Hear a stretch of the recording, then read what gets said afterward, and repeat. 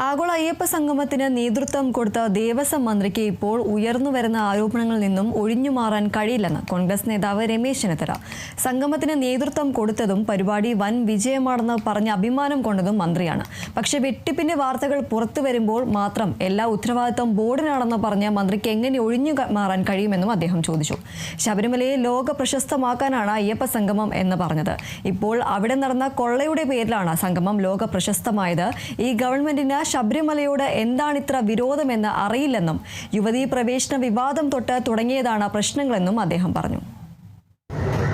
ആഗോള അയ്യപ്പ സംഗമം നടത്തിയത് ലോകത്തെമ്പാടും ശബരിമലയുടെ പ്രശസ്തി വർദ്ധിപ്പിക്കാനാണെന്നാണ് പറഞ്ഞത്. ഇപ്പോൾ ഏതായാലും അവിടെ നടക്കുന്ന വെട്ടിപ്പ് കൊണ്ട് ലോകമെമ്പാടും ശബരിമലയെ പ്രസിദ്ധി ആർജിച്ചിരിക്കുകയാണ്. ദേവസ്വം മന്ത്രി VN വാസവൻ ഇതിൽ നിന്ന് ഒഴിഞ്ഞു നിൽക്കാൻ കഴിയില്ല. ആഗോള സംഗമത്തിന്റെ ഒരുക്കങ്ങൾക്ക് വേണ്ടി മുൻകൈ എടുത്തത് മന്ത്രിയാണ്, നിർദ്ദേശങ്ങൾ കൊടുത്തത് മന്ത്രിയാണ്.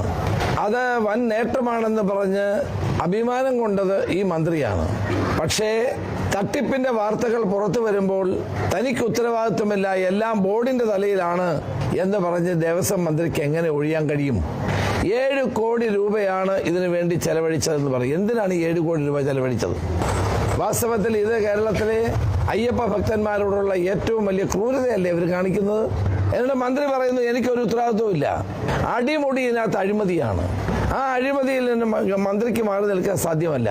ഈ ഗവൺമെന്റിന് ശബരിമലയോട് ഇത്രയും വലിയ വിരോധം എന്തിനാ എനിക്ക് മനസ്സിലാവുന്നില്ല. യുവതീ പ്രവേശനത്തിൽ തുടങ്ങിയതാണ്.